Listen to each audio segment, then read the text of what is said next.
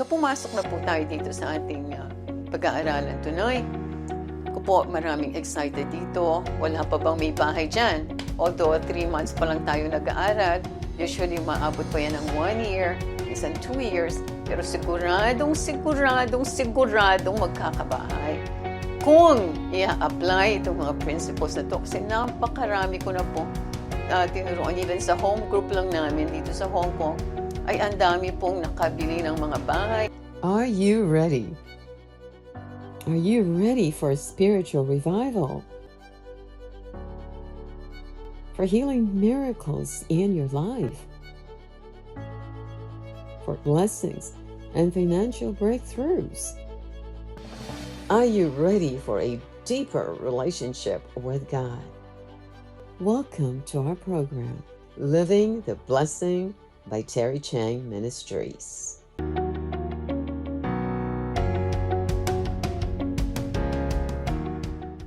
Hello, good evening po sa inyong lahat. Kumusta po kayo? Nami-miss namin talaga ang TCM family, especially when we missed out on ICGM last March. And si Pastor Noemi has already explained to you, pero gusto ko lamang pong i-update kayo dito. Talagang maraming challenges. So, nagkaroon po kami ng mga struggles sa aming internet connections talaga sa headquarters namin sa Antipolo. Kaya kami dalawa ni Robert, pumunta kami directly sa PLDT at we filed a formal complaint na sinabi nila meron talaga silang ginagawa. Meron silang major problem around the area, pero ginagawa naman daw nila everything to rectify the problem. So kami naman, we didn't waste any time. We bought yung Starlink, kung alam niyo yung kay Elon Musk. Si Elon Musk is the richest man in the world. Ito ay satellite dish na ginagamit po ng Ukraine right now. In fact, nung nagbombahan, naggera ang Russia and Ukraine, nawala ng mode of communication ang buong Ukraine from the entire world. At si Elon Musk ang tumulong sa kanila ang maglagay ng satellite dish. So, nagpapasalamat po ako kay Lord kasi binigay lang sa amin ng 28. Hindi namin alam ba't kami binigyan ng discount. Pagkatapos, so with the PLDT plus yung kay Elon Musk, yung Starlink, how can we go wrong? Diba? Itatanong po natin bakit nangyayari nga ito na nagkaka-interference o nagkaka-problema ang mga like internet na ganyan. Kasi po, meron tayong kalaban. Alam niyo na po, si Satan. Sinasabi sa Ephesians 2:2, Satan is the mighty prince of the power of the air, who is at work right now. So, lumalaban siya para hindi matuloy yung mga plano ng TCM. Lumalaban siya para hindi maging victorious ang mga followers natin. Talagang lumalaban po siya, pero alam naman natin hindi mananalo. Pero itutuloy ko yung tungkol sa kanya later. Meron po akong ibang announcement na napakabait po ng Panginoon dahil magkakaroon na po ng church ang TCM. Amen! Amen. Amen. Actually po, talagang napakatagal namin pinag-aaralan, nagkaka-deliberation kami kasi we didn't know if it was the right time to open it. Sa tulong po ng aming advisor na mahal si Pastor Joey at ang kanyang napakagandang may bahay si Pastora Ruth ay nag-manifest na kasi nasa ang process namin. Nandito na kami sa Securities and Exchange Commission. Yung booking namin for the church ay nandyan na. It will be held dito sa Antipolo. Dahil po dito, nangangailangan kami ng maraming support, lalo-lalo na po sa mga marurunong kumanta. Although ang aming advisor na si Pastor Joey, papahiram muna daw po ang praise and worship team niyang church niya dito sa Living the Blessing Church International. Yan po yung pangalan niya. Kailangan po namin ng mga assurance. Doon sa launching lang naman po. Kasi gusto natin medyo maganda itong event na to. I-air natin ito sa ating program na ganito para malaman na po ng mga tao. Ang reason po bakit po kami nagbubukas is marami po yung mga churches na gustong magkipag-affiliate sa TCM. At hindi na po kami makahindi. Actually, for many years, talagang marami pong nagko-communicate sa akin para dyan. Kaya lang, So sobrang dami naming challenges din dito sa social media pa lang. At saka sa Light TV, sa TBN before, hindi namin talagang masama pa yan, ma-incorporate yan. Pero ngayon, we are ready sa tulong nga po ni Pastor Joey at lahat po ng TCM staff. So, kung meron po kayong witness sa heart na mag-support dun sa launching, we will make a formal announcement po regarding this. Kailangan po namin ng mga usherettes or ushers, kailangan po namin ng intercessors, experts kayo sa church setting, ay pwede po kayong mag-suporta sa amin. We really would appreciate your help very much. Yan. So, pumasok na po tayo dito sa ating pag-aaralan tonight. Ko po, maraming excited dito. Wala pa bang may bahay dyan? Although 3 months pa lang tayo nag-aaral, usually maabot pa yan ng 1 year, minsan 2 years, pero siguradong magkakabahay. Kung i-apply itong mga principles na to, kasi napakarami ko na po tinuruan, even sa home group lang namin dito sa Hong Kong, ay ang dami pong nakabili ng mga bahay. Kinukwento ko po kay Pastora Noemi, itong aking friend. Hindi ko na po sasabihin ang pangalan kasi ayaw naman niya mag-testify. Pero siya ay, nung lumapit siya sa akin, wala siyang kapera-pera. Kumbaga, ay, nakwento ko na yata niya yung $200,000 lang yung pera niya. Nakwento ko na siguro sa inyo yan. Pagkatapos nakabilis siya ng bahay, kailangan niya ng 2 million deposit. Ang bahay was 15 million. I'm talking of Hong Kong dollars po, times 7.5 yan. So sabihin natin 120 million yung binibili niyang bahay. Tapos ikaw ba naman ay bibili ka ng 120 million kung 200,000 lang ang pera mo. Parang napaka talagang out of this world mag-isip ang isang tao na naniniwala sa pangako ng Panginoon. At ako po yan dahil ako yung leader nila. Ako yung nagtuturo. Ganito talagang. Anyway, nagkabahay po siya. Dahil sa $200,000 na yon, sinabi ng may-ari, takot na takot po siya. Kasi, kailangan ng 2 million, 200 lang ang pera niya. Sabi naman nung Mr. Leung, yung kanyang landlord, 200,000 is all I need. Tapos sabi niyo, you can move in here tomorrow. Sipin niyo, hindi pa bayad ang bahay, pinamove in na siya. So, naka-spare sila dun sa mga rental sa napagkamahal-mahal sa Hong Kong. Ang renta po ay so expensive in Hong Kong. Hindi talaga affordable. Pagkatapos po nun, dahil nakabili siya, within 8 months, nabili niya in cash yung buong bahay. Pagkatapos, bibili na naman daw siya ng isang bahay at nagpa-pray na naman sa akin. So, tinulungan ko na naman po siya mag-tripping. At ang pinag-uusapan natin, zero ang pera. Pagkatapos, bibili ng over 100 million na, so 150 million. Sa isang napakagandang area ang gusto niya, may mga parang waterfalls pa, yung mga ganyan. Pagkatapos, sinabi niya sa akin, pag-pray ko daw siya, so nag-pray kami together. Pagkatapos, silang dalawang mag-asawa. Ito pa yung isang sekreto dyan. Talagang corporate prayer silang mag-asawa talagang. Kasi kung hindi nag-agree yung isa, wala. Kasi di ba kailangan, a house that is divided cannot stand. Kailangan mag-agree ang mag-asawa dyan. So maghawakan ng kamay, tapos mag-declare, yung maituturo natin ulit ngayon.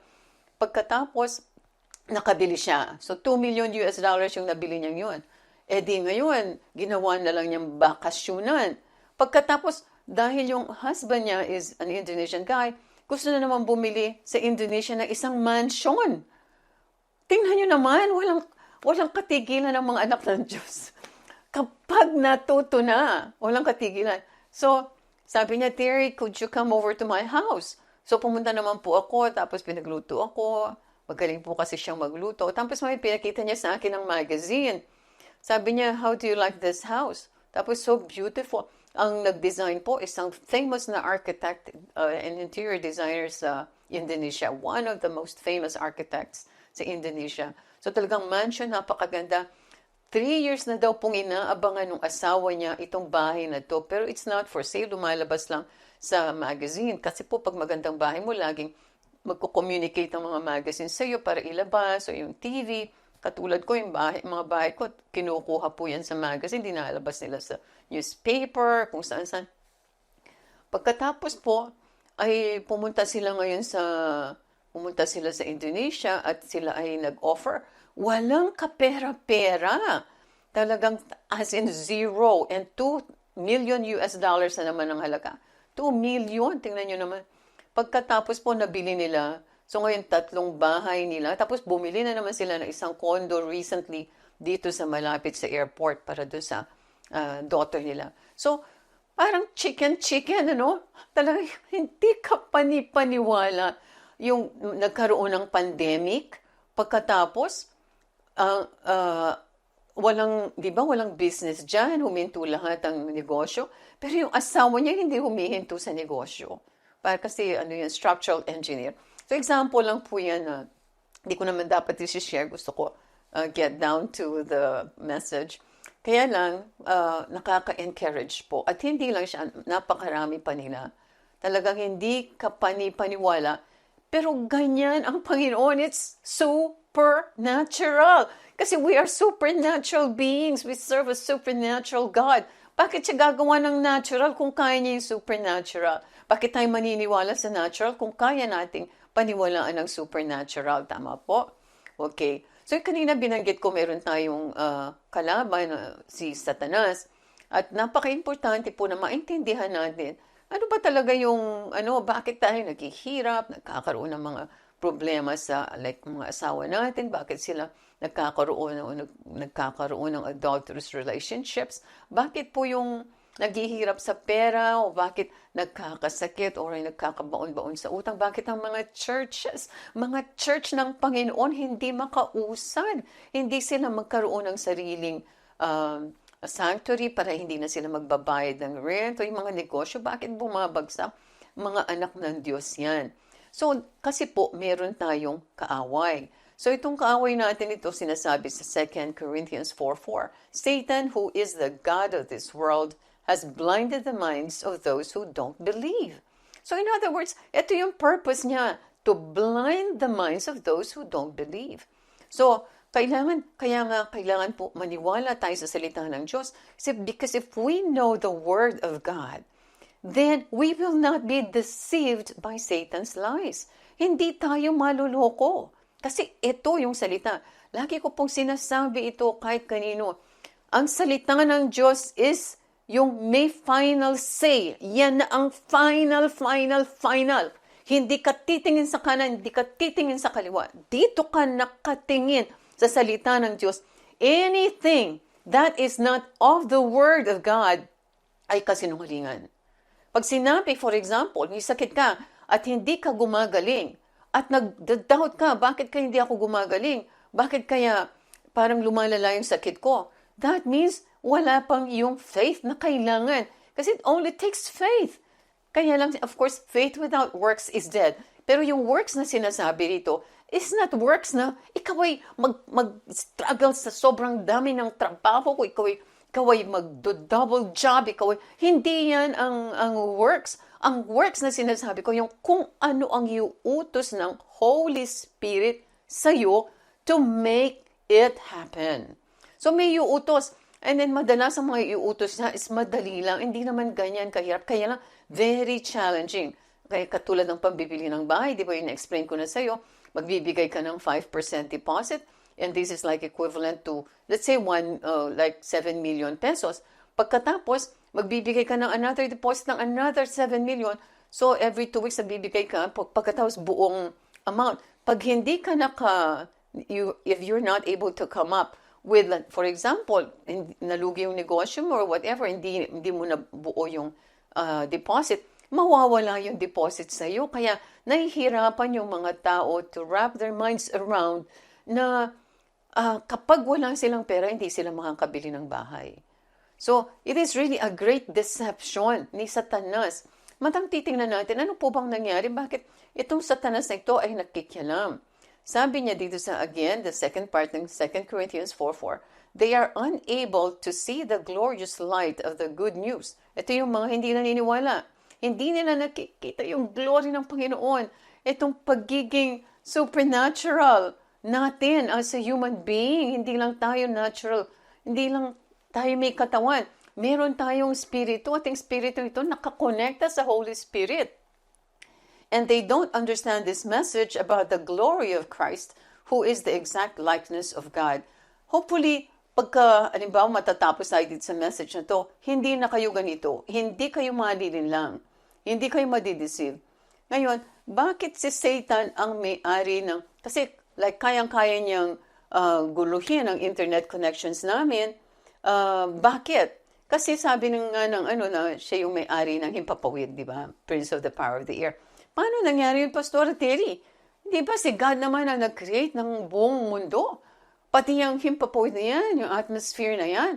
Bakit si Satan ang may control? Oo nga, it's a good question. Pero alam po natin ang nangyari, di ba? In the beginning of creation, ay si Satan deceived Eve, di ba? Tapos si Eve ay pinakain niya yung forbidden fruit kay Adam. Ang laki-laki po ng plano ni God para kay Adam. In fact, si Adam didn't have to die if not for his sin. Adam was created perfect and complete. Hindi siya kailangan mamatay. Pero dahil sa ginawa niya na apektuhan ng buong humanity, kailangan tayong mamatay lahat. Dahil sa ginawa niya. Pero kung titingnan niyo po, kasi may question, ang kasalanan lang naman ni Adam ay kumain siya ng isang apple.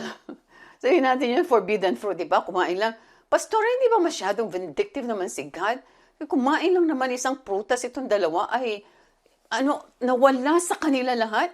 Well, of course, si Adam was created in the image and likeness of God. That is very, very important. Can you imagine? Hindi lang tayo, hindi mukhang ipis o mukhang uod or mukhang manok. Kamukha natin si God. We act like God. We walk like God. We speak like God. We are literally like Him.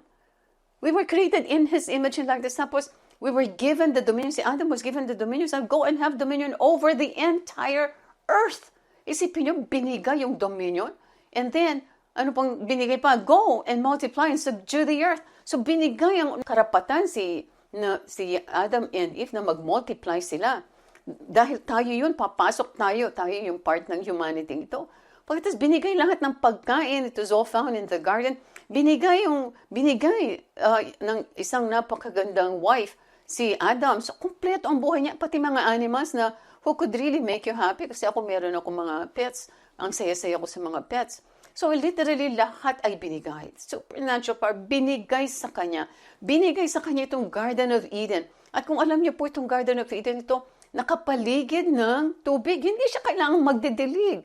Nakapaligid ng river. At merong gold siya. Merong kung ano-anong precious stones na dito sa Garden of Eden na yan.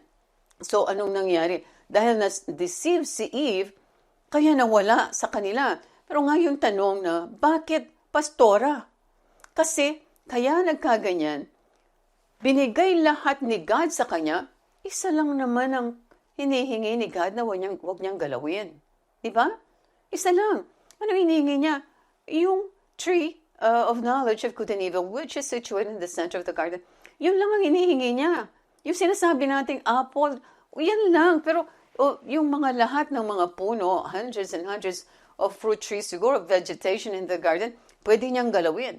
Yun lang ang hindi nila pwedeng galawin. Kaya sinasabi ko, napaka-importante, even yung tithe.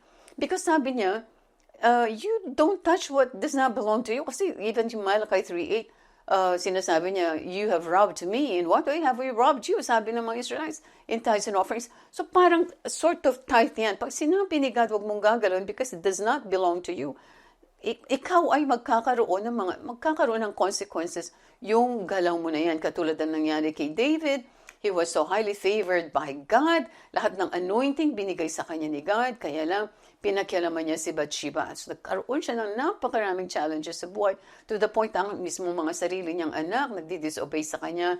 Gusto pa siyang ipa-assassinate nitong kanyang panganay na anak. So, maraming nagiging consequences pag nagdi-disobey tayo.